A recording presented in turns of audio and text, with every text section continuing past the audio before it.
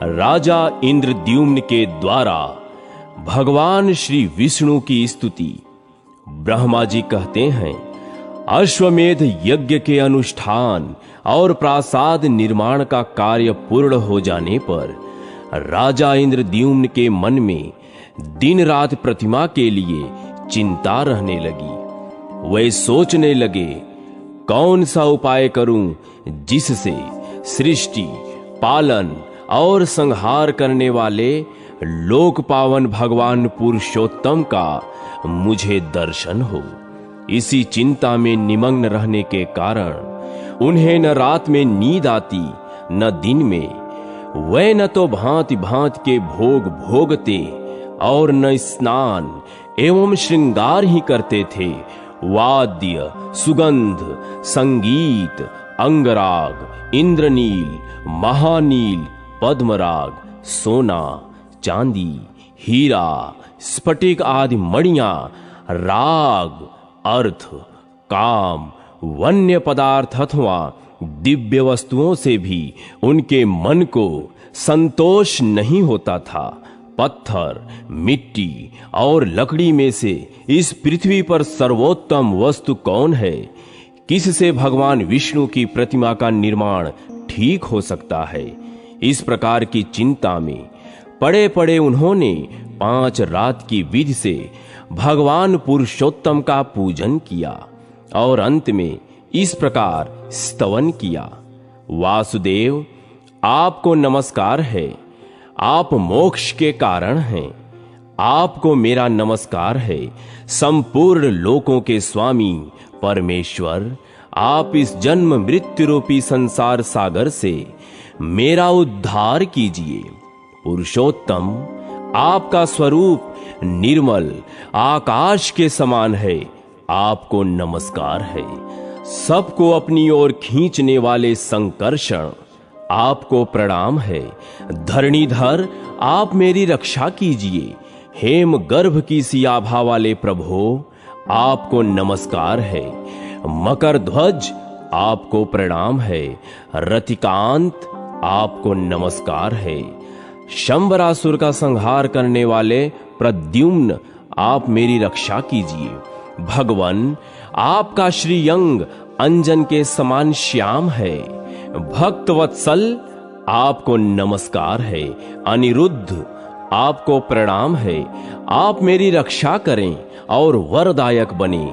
संपूर्ण देवताओं के निवास स्थान, आपको नमस्कार है। देवप्रिय, आपको प्रणाम है। नारायण, आपको नमस्कार है। आप मुझ शरणागत की रक्षा कीजिए। बलवानों में श्रेष्ठ बलराम, आपको प्रणाम है। हलायुध, आपको नमस्कार है। चतुर्मुख, जगतधाम प्रपितामह, मेरी रक्षा कीजिए। नील मेघ के समान आभा वाले घनश्याम, आपको नमस्कार है। देव पूजित परमेश्वर, आपको प्रणाम है। सर्वव्यापी जगन्नाथ, मैं भव सागर में डूबा हुआ मेरा उद्धार कीजिए। प्रलयाग्नि के समान तेजस्वी तथा दहकते हुए नेत्रों वाले महापराक्रमी दैत्य शत्रु नरसिंह, आपको नमस्कार है। आप मेरी रक्षा कीजिए। पूर्व काल में वाराह रूप धारण कर आपने जिस प्रकार इस पृथ्वी का रसातल से उद्धार किया था, उसी प्रकार मेरा भी दुख के समुद्र से उद्धार कीजिए। कृष्ण, आपके इन वरदायक स्वरूपों का मैंने स्तवन किया है। ये बलदेव आदि जो पृथक रूप से स्थित दिखाई देते हैं, आपके ही अंग हैं। देवेश, प्रभो, अच्युत, गरुण आदि पार्षद आयुधों सहित दिक्पाल तथा केशव आदि जो आपके अन्य भेद मनीषियों द्वारा बतलाए गए हैं, उन सब का मैंने पूजन किया है। प्रसन्न तथा विशाल नेत्रों वाले जगन्नाथ देवेश्वर, पूर्वोक्त सब स्वरूपों के साथ मैंने आपका स्तवन और वंदन किया है। आप मुझे धर्म, अर्थ, काम एवं मोक्ष देने वाला वर प्रदान करें। हरे, संकर्षण आदि जो आपके भेद बताए गए हैं वे सब आपकी पूजा के लिए ही प्रकट हुए हैं, अतः वे आपके ही आश्रित हैं। देवेश, वस्तुतः आप में कोई भेद नहीं है। आपके जो अनेक प्रकार के रूप बताए जाते हैं वे सब उपचार से ही कहे गए हैं। आप तो अद्वैत हैं, फिर कोई भी मनुष्य आपको द्वैत रूप कैसे कह सकता है? हरे, आप एकमात्र व्यापक चित्त स्वभाव अथवा निरंजन हैं। आपका जो परम स्वरूप है वह भाव और अभाव से रहित, निर्लेप, निर्गुण, श्रेष्ठ, कूटस्थ, अचल, ध्रुव, समस्त उपाधियों से निर्मुक्त और सत्ता मात्र रूप से स्थित है। प्रभो, उसे देवता भी नहीं जानते, फिर मैं ही कैसे उसे जान सकता हूं? इसके सिवा आपका जो अपर स्वरूप है वह पीतांबरधारी और 4 भुजाओं वाला है।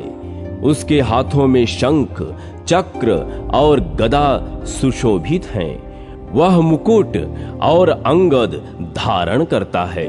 उसका वक्ष स्थल श्री वत्स चिन्ह से युक्त है तथा वह वनमाला से विभूषित रहता है। उसी की देवता तथा आपके अन्यान्य शरणागत भक्त पूजा करते हैं। देव देव, आप सब देवताओं में श्रेष्ठ एवं भक्तों को अभय देने वाले हैं। कमल नयन, मैं विषयों के समुद्र में डूबा हूं, आप मेरी रक्षा कीजिए। लोकेश, मैं आपके सिवा और किसी को नहीं देखता जिसकी शरण में जाऊं।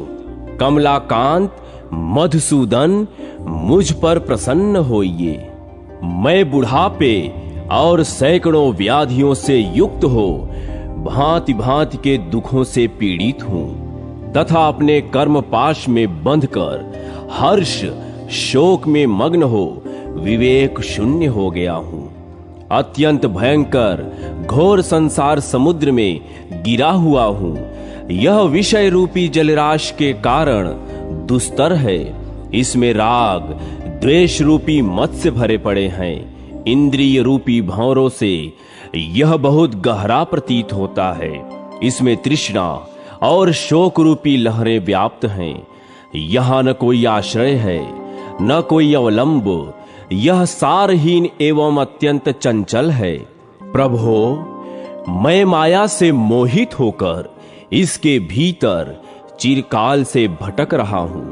हजारों भिन्न भिन्न योनियों में बारंबार जन्म लेता हूं। जनार्दन, मैंने इस संसार में नाना प्रकार के हजारों जन्म धारण किए हैं। अंगों सहित वेद, नाना प्रकार के शास्त्र, इतिहास, पुराण तथा अनेक शिल्पों का अध्ययन किया है। यहाँ मुझे कभी असंतोष मिला है, कभी संतोष, कभी धन का संग्रह किया है, कभी हान उठाई है और कभी बहुत खर्च किए हैं। जगन्नाथ, इस प्रकार मैंने ह्रास, वृद्धि, उदय और अस्त अनेक बार देखे हैं। स्त्री, शत्रु, मित्र तथा बंधु बांधुओं के संयोग और वियोग भी देखने को मिले हैं। मैंने अनेक पिता देखे हैं और अनेक माताओं का दर्शन किया है। अनेक प्रकार के दुख और सुख हैं, उनके अनुभव का भी मुझे अवसर मिला है। भाई, बंधु, पुत्र और कुटुंबी भी प्राप्त हुए हैं। विष्ठा और मूत्र की कीच से भरे हुए स्त्रियों के गर्भाशय में भी मैंने निवास किया है। प्रभो, गर्भवास में जो महान दुख होता है उसका भी मैंने अनुभव किया है। बाल्यावस्था, युवावस्था और वृद्धावस्था में जो अनेक प्रकार के दुख होते हैं उनसे भी मैं वंचित नहीं रहा। मृत्यु के समय यमलोक के मार्ग में तथा यमराज के घर में जो दुख प्राप्त होते हैं उनको तथा नरकों में होने वाली यातनाओं को भी मैंने भोगा है। कृमि, कीट, वृक्ष, हाथी, घोड़े, मृग, पंक्षी, भैंसे, ऊंट, गाय तथा अन्य वनवासी जंतुओं की योनि में मुझे जन्म लेना पड़ा है। समस्त द्विजातियों और शूद्रों के यहां भी मेरा जन्म हुआ है। देव, धनी, क्षत्रियों, दरिद्र तपस्वियों, राजाओं, राजा के सेवकों तथा अन्य देहधारियों के घरों में भी मैं अनेक बार उत्पन्न हो चुका हूं। नाथ, मुझे अनेकों बार ऐसे मनुष्यों का दास होना पड़ा है जो स्वयं दूसरों के दास हैं। मैं दरिद्र, धनी और स्वामी भी रह चुका हूं। मुझे दूसरों ने मारा और मेरे हाथ से दूसरे मारे गए। मुझे दूसरों ने मरवाया